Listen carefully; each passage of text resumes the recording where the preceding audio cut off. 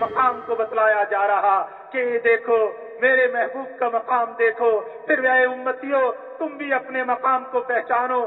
جب تم اس کے پیروکار، اس کو ماننے والے، اس کے طریقے پہ چلنے والے، پھر تم بھی اپنے مقام کو پہچانو کہ میرا محبوب میرے پاس آ گیا.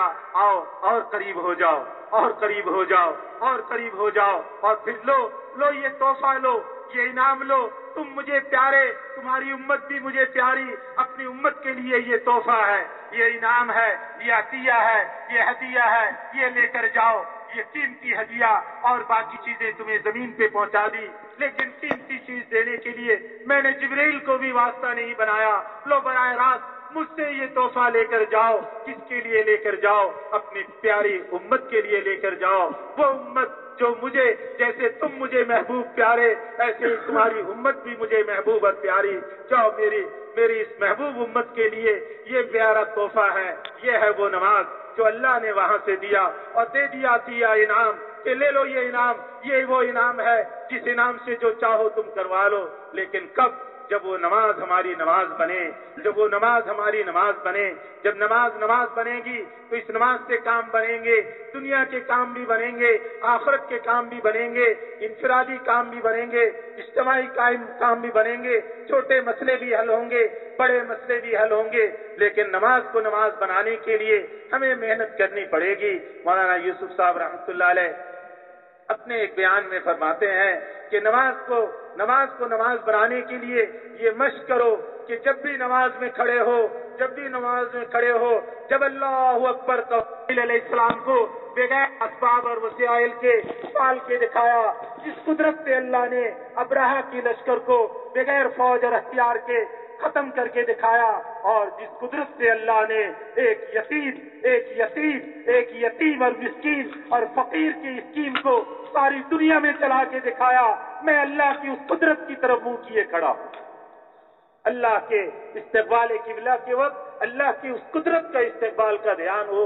مولانا یوسف صاحب رحمۃ اللہ علیہ فرماتے ہیں کہ اللہ کی وہ قدرت جو بلبلے سے لے کر، زمین سے لے کر بیت اللہ اور اسماعیل علیہ السلام، حاجر علیہ السلام کی پرورش، ابرہہ اور اس کے لشکر کا خاتمہ، اور حضور صلی اللہ علیہ وسلم جو یتیم، مسکین، فقیر، ان کی اسکیم کو ساری دنیا میں چلایا. اللہ نے اپنی قدرت سے چلایا. اس قدرت کی طرف منہ کیے کھڑا ہوں. اور جب قرات کرو، فرمایا مولانا نے کہ جب قرات کرو اس وقت یہ دھیان ہو، قرات کرتے ہوئے یہ دھیان ہو کہ میں اس اللہ کو سنا رہا ہوں جو اللہ شرک سے زیادہ قریب ہے. میں اس اللہ کو سنا رہا. امام پڑھ رہا، اس وقت دھیان ہو کہ امام اس اللہ کو قرآن سنا رہا، اللہ کا کلام ہے، اللہ سے باتیں کر رہا، اللہ کو سنا رہا جو اللہ شرک سے زیادہ قریب ہے. اور رکوع سجدہ قیام کے وقت میں یہ دھیان ہو، رکوع سجدہ قیام کے وقت میں یہ دھیان ہو کہ اللہ کا امر ہے، میں اللہ کی اس امر کو پورا کر رہا ہوں. اس پورا کرنے پہ اللہ خوش ہو کر مجھے پالیں گے، اللہ خوش ہو کر مجھے پالیں گے. اور جب پہلے سجدے میں جائے تو یہ دھیان ہو کہ میں تو اصل میں مٹی ہوں. جب سجدے سے اٹھے تو یہ دھیان ہو کہ اس مٹی سے میں بنا ہوں. کیسے بنا ہوں؟ اس مٹی سے غذا سے خون سے منی، اور منی سے مضغہ، اور مضغہ سے میرا جسم بنا. اور دو سجدے کے درمیان میں جب بیٹھے تو یہ دھیان ہو کہ بس یہ تیری دنیا کی زندگی ہے جتنا اس دو سجدے کے درمیان کا بیٹھنا ہے. اور جب دوسرے سجدے میں جائے تو یہ دھیان ہو کہ تو پھر مر گیا اور مٹی ہو گیا.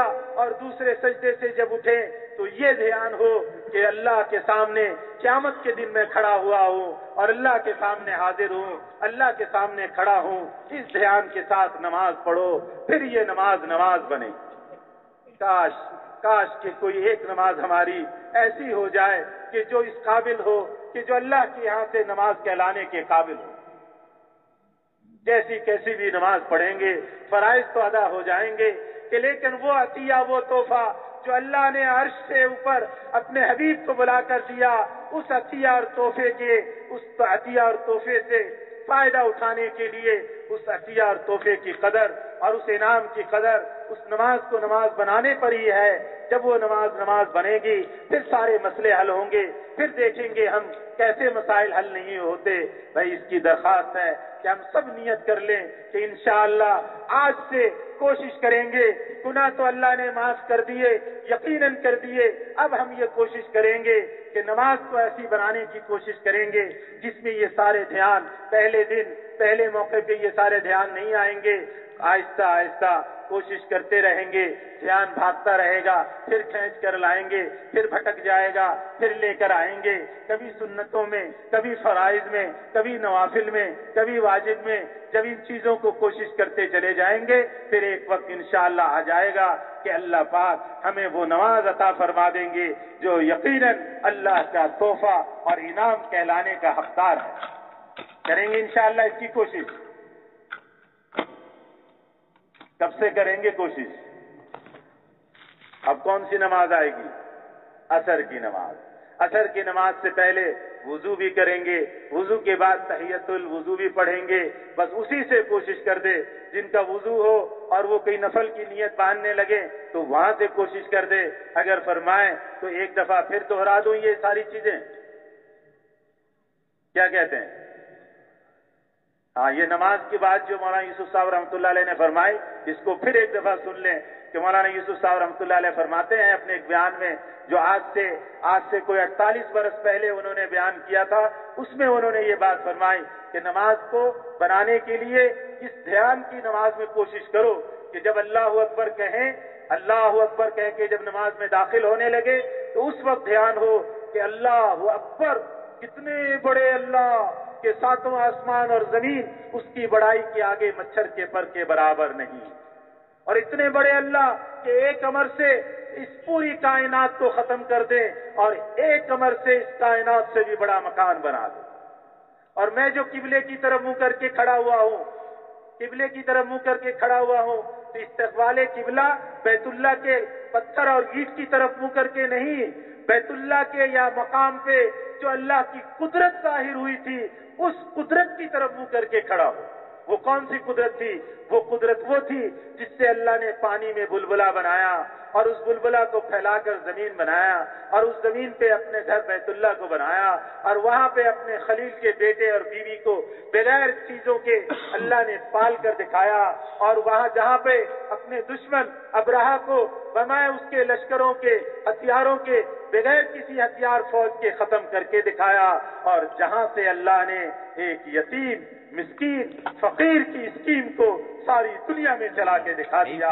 میں اس اللہ کی قدرت کی طرف منہ کیے کھڑا ہوں اور قرات کرتے ہوئے قرآن پڑھتے ہوئے نماز میں یہ دھیان ہو میں اس اللہ کو سنا رہا جو اللہ شہرب سے زیادہ قریب ہے، شہرب سے زیادہ قریب ہے. رکوع سجدہ قیام اس کے وقت میں یہ دھیان بھی ہو کہ یہ سارے اللہ کے امر ہیں، میں اللہ کے امر کو پورا کر رہا، اس سے اللہ خوش ہو کر مجھے پالیں گے، خوش ہو کر مجھے پالیں گے. صرف مجھے نہیں پالیں گے، میرے سارے گھر والوں کو بیوی بچوں کو بھی پالیں گے. اور جب پہلے سجدے میں جائیں تو یہ دھیان ہو کہ تو مٹی تھا، مٹی. پہلے سجدے میں دھیان ہو کہ تو اصل مٹی ہو. جب سجدے سے اٹھنے لگے تو یہ دھیان ہو کہ اس مٹی سے تو بنا ہے. کیسے بنا ہے؟ کہ مٹی سے غذا نکلی اور اس غذا کو کھائے، اس سے خون بنا، اس خون سے منی اور اس منی سے مضغہ اور اس مضغہ سے تیرا جسم بنا. اصل تو مٹی سے بنا. اور جب دو سجدے کے درمیان بیٹھے تو یہ دھیان ہو کہ بس یہ اتنی مختصر ہے دنیا کی تیری زندگی، دنیا کی زندگی بس اتنی مختصر جتنے دو سجدے کے درمیان کا بیٹھنا. اور جب دوسرے سجدے میں جائیں تو یہ دھیان ہو کہ تجھے موت آ گئی پھر مٹی ہو گیا، موت آ گئی مٹی ہو گیا. دوسرے سجدے سے جب اٹھے قیام میں کھڑے ہوں یا تحیات میں بیٹھنے لگے تو یہ دھیان ہو کہ قیامت میں موت سے، قبر سے قیامت میں اللہ کے سامنے پھر کھڑے ہو رہے. بس ہر رکعت میں اسی دھیان کو بار بار لانے کی کوشش کریں گے. ایک وقت ایسا آ جائے گا بس بندہ ہوگا اور آقا کوئی بیچ میں نہیں. بس پھر پھر یہ نماز وہ نماز بن گئی.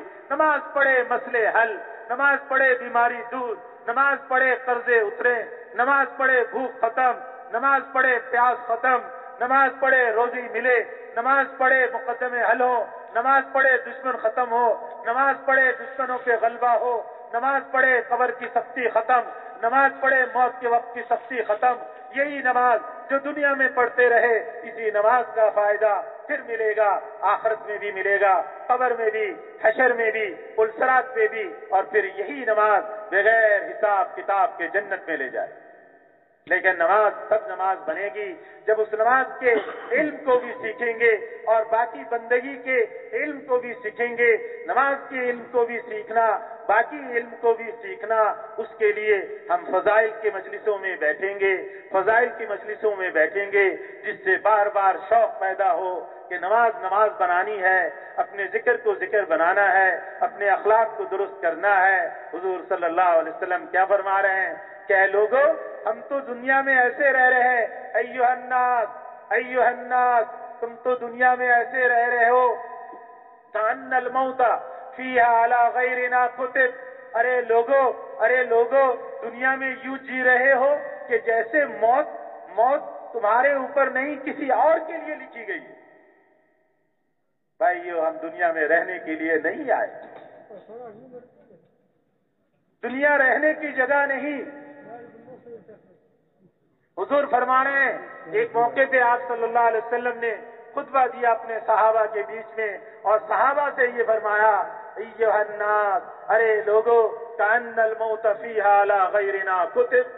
تم تو یوں زندگی گزار رہے ہو جیسے موت تم پہ نہیں کسی اور کے لیے لکھی گئی ہے. وَكَأَنَّ الْحَقَّ فِيهَا عَلَى غَيْرِنَا وَجَبَ.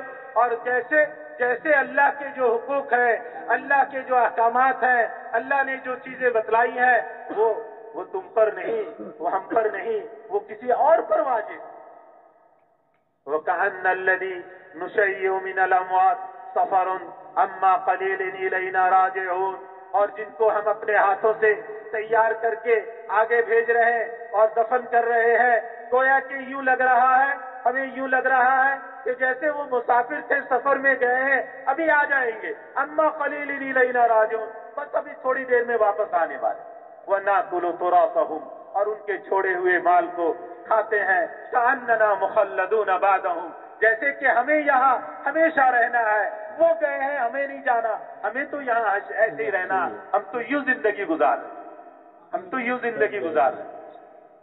میرے بھائیو، اس کے لیے علم کی مجلسوں میں بیٹھیں گے، علم کی مجلسوں میں بیٹھیں گے، ہر عمل کا پتہ چلے گا کہ اس عمل پہ کیا ملے گا. یہ تبھی ہے آخرت کا استحضار ہوگا. ابھی تو ہمیں آخرت کا پتہ ہی نہیں. حضور صلی اللہ علیہ وسلم نے فرمایا، اکثروا ذکر حازم اللذات ای الموت. لذتوں کو توڑنے والی چیز یعنی موت کو کثرت سے یاد کرو. اب تو موت کو یاد کرنا ایک خوف کی چیز بتلائی جاتی ہے. ارے اور بھی کوئی بات کرو، چھوڑو موت کو. حالانکہ حضور فرما رہے ہیں، حکم دے رہے ہیں، امر ہے کہ موت کو کثرت سے یاد کرو. اس سے دنیا کی لذتوں سے ہم نکلتے چلے جائیں. ابھی ہمیں کھانے کے مزے، پینے کے مزے، سونے کے مزے، برتنے کے مزے، دنیا کی چیزوں کے مزے، بیوی بچوں کے مزے، یہی مزے ہمیں یاد ہیں. اللہ کے نام لینے کا مزہ ہمیں نہیں، اللہ کے احکامات کو پورا کرنے میں ہمیں مزہ نہیں آ رہا. اس لیے کہ ہمارے سامنے آخرت نہیں، ہمارے سامنے قبر اور حشر نہیں، ہمارے سامنے جنت اور دوزخ نہیں، اللہ کی نعمتیں نہیں، اللہ کے عذاب اور سختیاں نہیں. اس لیے دنیا کے مزے ہمیں مزے لگتے ہیں اور آخرت کی چیزوں کی طرف ہمارا دھیان نہیں جاتا. حضور صلی اللہ علیہ وسلم کیا فرما رہے ہیں؟ اسی خطبے میں فرما رہے ہیں، قد نسینا